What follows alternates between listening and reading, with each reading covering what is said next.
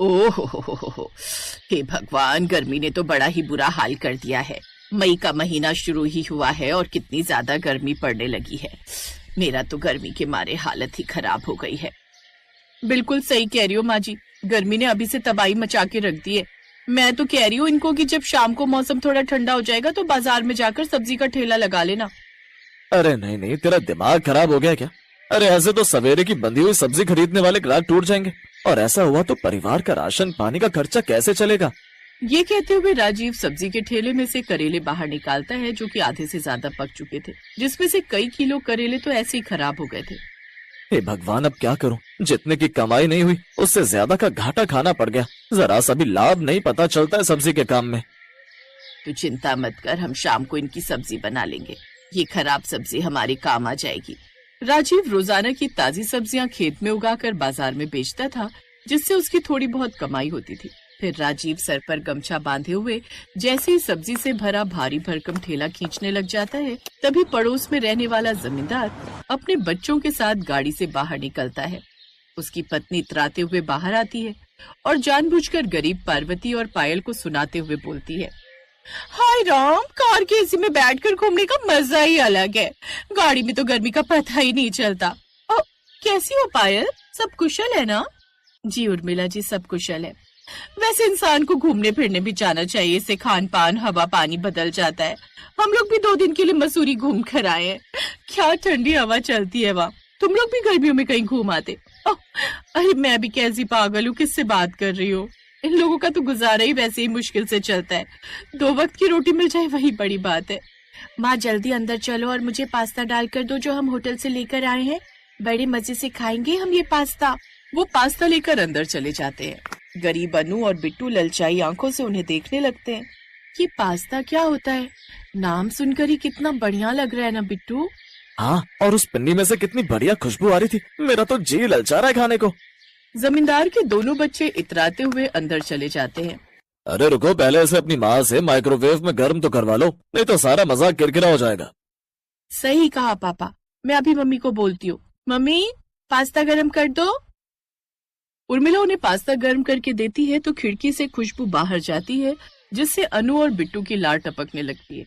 ऐसी शाम हो जाती है। शाम को गरीब पायल सभी परिवार वालों के लिए खराब करेलों की सब्जी बनाती है, जिसमें से थोड़ी स्मेल भी आ रही थी। छी, करेले मुझसे तो नहीं खाए जाएंगे, ये कितना गंदा बना है। खाने में नखरे नहीं करते बिट्टू, जो बनाए खा ले। तो वहीं अमीर पड़ोसी बड़े स्वाद से पास्ता खा रहे थे।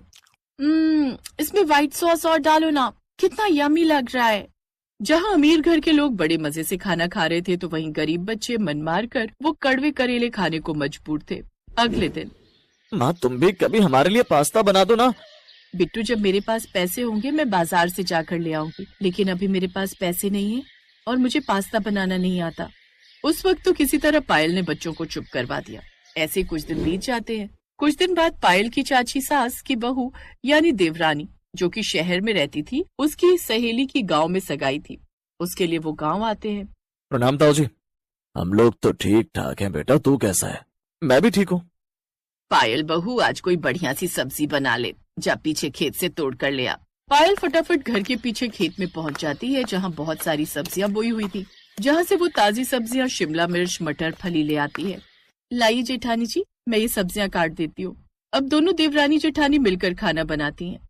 अब क्या मालूम कौन क्या सब्जी खाता है। अगर शिमला मिर्च बनाऊंगी तो बच्चे नहीं खाएंगे और मटर माँ जी से नहीं चबाए जाएंगे। आप फिक्र क्यों करती हो जेठानी जी? ऐसा कीजिए, मिक्स वेजिटेबल बना देते हैं। कौन सा टेबल? और हमने तो सुना है टेबल सामान रखने के काम आता है, फिर उसको कैसे खा सकते हैं? ये सुनकर स्वाति खिलखिलाकर हंसने लगती है। अरे मिक्स वेजिटेबल मतलब सभी सब्जियों को थोड़ा थोड़ा काट कर एक साथ बना लेते हैं। लाइए मैं बना देती हूँ। थोड़ी देर बाद वो बड़ी ही स्वादिष्ट मिक्स वेज बनाती है। अरे देवरानी जी, मुझे तो लगा ही नहीं था कि आप खाना भी पकाती होंगी, मगर सब्जी की स्वादिष्ट खुशबू बता रही है आज तो रोटी ज्यादा खाएंगे सब लोग। जेठानी जी, सच पूछिए तो इतनी फ्रेश ताजी सब्जियां तो शहर में मिलती ही नहीं है। और वैसे शादी से पहले मैं एक होटल में काम करती थी, जहाँ तरह तरह का खाना बनाना सिखाया जाता है, और खासकर चाइनीज फूड जैसे मोमोज, चाउमीन, पास्ता, मैक्रोनी। क्या कहा तुमने? पास्ता? अच्छा सुनो ना, ये पास्ता की बात तुम ना बच्चों के सामने मत करना। वो क्या है ना, वो बड़े दिनों से पास्ता खाने का उनका मन कर रहा है, और हमारे पास इतने पैसे हैं नहीं कि उन्हें पास्ता खिला सके। तुम तो जानती हो इनका सब्जी का काम है, उससे कहाँ इतनी कमाई हो पाती है। ये बात सुनकर स्वाति को बहुत दुख लगता है। ऐसी ही एक रोज रसोई में सब्जी बची देखकर पार्वती चिकचिकबाजी करने लग जाती है। पायल बहू, आज फिर से इतनी सब्जी बची है, तुझे सब्जी का अंदाजा नहीं है। खेत की सब्जी है, इसका मतलब ये नहीं कि जितनी बना डाल। तेल मसाले की बर्बादी नहीं होती। आजकल बहुत सामान बर्बाद करने लगी है तू। जानती है ना कितनी मेहनत करता है राजीव सारा दिन ठेले पर। उधर मंडी में राजीव सब्जी का ठेला लिए खड़ा था। क्या 40 रुपए किलो सब्जियां? तू सब्जी बेच रहे है सोना? 20 रुपए किलो देना है तो दे। उस अमीर औरत की बात सुनकर राजीव लाचारी भरी आवाज में कहता है, नहीं बहन जी, इतना तो पड़ता नहीं खाएगा। अब 30 रुपए दे दीजिए। अगर ऐसे ही चलता रहा तो हम गरीब क्या खाएंगे। अच्छा ठीक है, फिर आधा किलो 2 सब्जियां बांध दो। तभी वहाँ पास्ता वाला अपना ठेला लेकर आ जाता है। सारी की सारी भीड़ उसके ठेले पर चिपक जाती है।